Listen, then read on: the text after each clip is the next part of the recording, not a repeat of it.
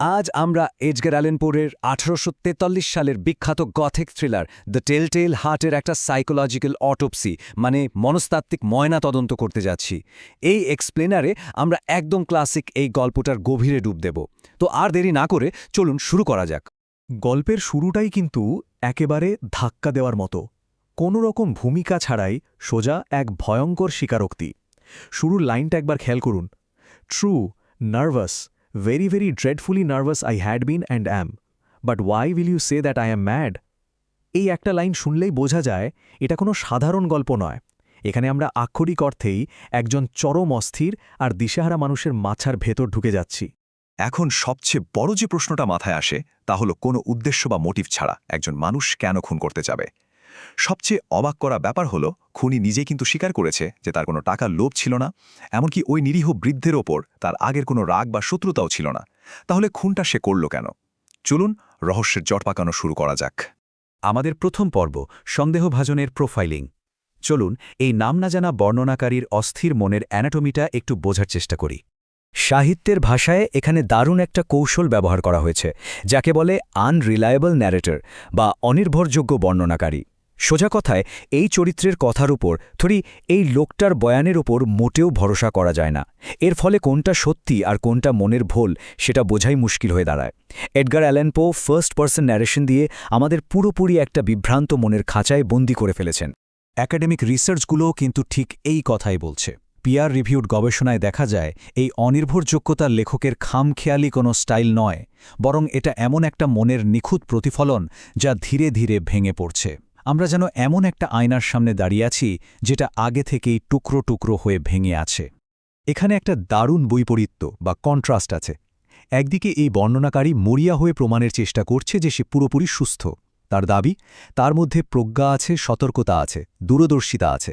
কিন্তু অন্যদিকে তার কাজগুলোর দিকে তাকালে কি দেখি? পুরোটাই পাগলামি, অমূলক বিভ্রম আর কোনো কারণ ছাড়াই একটা মর্মান্তিক খুন। তার মুখের কথা আর বাস্তব কাজের মধ্যে একদম আকাশ পাতাল তফাত। এবার আমাদের দ্বিতীয় পর্ব, প্রমাণ, প্রতীক আর প্যারানয়া। চলুন ক্রাইম সিন বা ঘটনাস্থলের তদন্তে নামা যাক। খুনির কাজগুলো একটু ভেবে দেখুন তো। টানা ৭ রাত ধরে সে তার শিকারকে একটু একটু করে ফলো করেছে। রোজ মাঝরাত পর্যন্ত অপেক্ষা করত, তারপর একদম নিঃশব্দে দরজা খুলে একটা ঢাকা দেওয়া লণ্ঠন ভেতরে ঢোকাত, আর সেখান থেকে আলোর অতি সরু একটা রেখা গিয়ে পড়ত বৃদ্ধের চোখের ওপর। এই যে যন্ত্রণাদায়ক ধীর আর নিখুঁত একটা প্রসেস, এটাই প্রমাণ করে লোকটার মধ্যে কতটা ভয়ঙ্কর লেভেলের অবসেসিভ কম্পালসিভ ফোকাস কাজ করছিল। এখানে টেক্সটের ভেতরে লুকানো দারুণ একটা শব্দ খেলা আছে। ইংরেজিতে ইভিল আই বা শকুনের চোখ, আর বর্ণনাকারীর নিজের আই বা নিজের সত্তা। বিশ্লেষকরা মনে করেন খুনি আসলে শুধু ওই বৃদ্ধের চোখটাকেই নষ্ট করতে চায়নি, বরং সে অবচেতনভাবে নিজেরই অস্তিত্ব, নিজের প্রতিচ্ছবি আর মৃত্যুর ভয়টাকে মুছে ফেলতে চাইছিল। আর ওই ফ্লোরবোর্ড বা মেঝের তক্তাগুলোর কথা মনে আছে? তক্তাগুলো এত নিখুঁতভাবে বসানো হয়েছিল যে পুলিশ টেরই পায়নি। এটা আসলে চমৎকার একটা মেটাফোর। এই তক্তাগুলো হলো খুনির সেই সুস্থতার মুখোশ, যা দিয়ে সে সবাইকে বোকা বানাচ্ছে।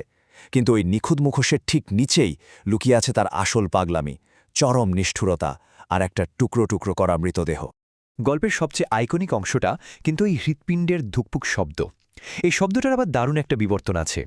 শুরুতে এটা ছিল বৃদ্ধের বাঁচার মরিয়া আকুতি আর ভয়। এরপর ধীরে ধীরে সেটা খুনির মাথার ভেতর একটা কাল্পনিক না থামা ড্রামের আওয়াজে রূপ নেয়। আর শেষমেশ এটা হয়ে দাঁড়ায় খোদ খুনির নিজের ভেতরের তীব্র অপরাধবোধের প্রতীক। এমন এক অপরাধবোধ যা থেকে পালানোর কোনো রাস্তা নেই। আমাদের তৃতীয় পর্ব, অবচেতন মনের দরজা খোলা। এতক্ষণ যা দেখলাম, এবার সেটাকে ফ্রয়েডিয়ান সাইকোলজির চশমা দিয়ে বোঝার চেষ্টা করব। আধুনিক মনস্তত্ত্ব এখানে দারুণ একটা ফ্রেমওয়ার্ক দেয়। ভাবার মতো বিষয় হল, নিখুঁত একটা খুন করার পর যখন পুলিশ কিছুই ধরতে পারল না, তখন খুনি নিজে থেকেই কেন সব স্বীকার করে ফেলল? এই মানসিক দ্বন্দ্বের উত্তর মেলে সিগমন্ড ফ্রয়েডের থিওরিতে। ফ্রয়েডের তত্ত্ব দিয়ে খুনির মনটাকে ৩টা ভাগে ম্যাপ করা যায়। প্রথমত ঈদ বা অবচেতন মন, যা ওই বৃদ্ধকে খুন করার এক আদিম আর অযৌক্তিক তাড়না তৈরি করেছিল।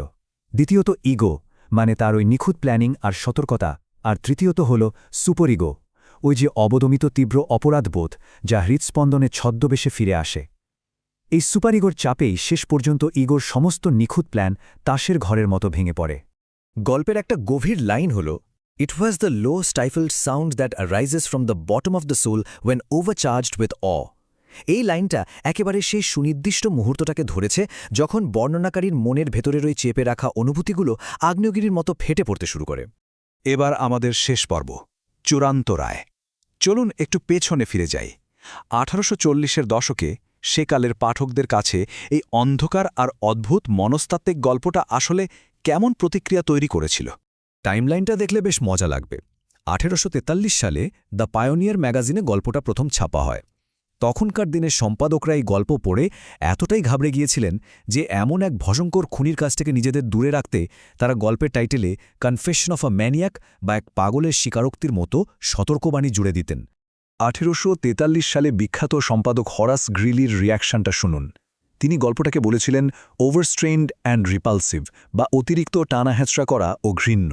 বোঝাই যাচ্ছে কোনো প্রথাগত নীতিকথা বা মরাল লেসন না থাকায় পরে গল্প তখনকার ভিক্টোরিয়ান মানসিকতার মানুষদের ভীষণ রকম অস্বস্তিতে ফেলেছিল। কিন্তু সময়ের সাথে সাথে দৃষ্টিভঙ্গি কতটা বদলেছে দেখুন। 19 শতকে সমালোচকরা খুঁজতেন নীতিকথা। তারা খুনির পাগলামিকে খুদ পোর নিজের মাথার গোলমাল বলে ধরে নিয়েছিলেন। কিন্তু আজকের দিনে সমালোচকরা পোয়ের এই কাজকে রীতিমতো মাস্টারপিস মানেন। তারা বুঝতে পেরেছেন পো পাগলামিকে প্রমোট করেননি, বরং তিনি পাঠকের মনে ভয়ের এক নিখুঁত আর নিবিড় অনুভূতি তৈরি করতে চেয়েছিলেন। আক্ষরিক অর্থেই এটা ছিল আধুনিক সাইকোলজিক্যাল থ্রিলার জনরার জন্মলগ্ন। রিচমন্ডের পো মিউজিয়ামের মতো সংরক্ষণশালাগুলো আজও এই গথিক মাস্টারপিসের স্মৃতি ধরে রেখেছে। পোর ওই বৈপ্লবিক গল্প বলার স্টাইল সাহিত্যের গতিপথ চিরতরে বদলে দিয়েছিল। আজকে আমরা যে এত ট্রু ক্রাইম আর সাইকোলজিক্যাল থ্রিলারে বুঁদ হয়ে থাকি, তার বীজ পোতা হয়েছিল ওই একটা গল্পেই। সবশেষে একটা ভাবনার খোরাক রেখে যায়। সেই টেল হার্টের যে শব্দ থেকে খুনির কোনো নিস্তার ছিল না, সেটা কি সত্যি ওই হতভাগ্য শিকারের হৃৎস্পন্দন ছিল, নাকি তা ছিল এক অপরাধী বিবেকের চিরস্থায়ী প্রতিধ্বনি? এই রহস্যের উত্তর খোঁজার ভার আমাদের নিজেদের চিন্তার ওপরই রইল। আজকের এই মনস্তাত্ত্বিক বিশ্লেষণ এ পর্যন্তই।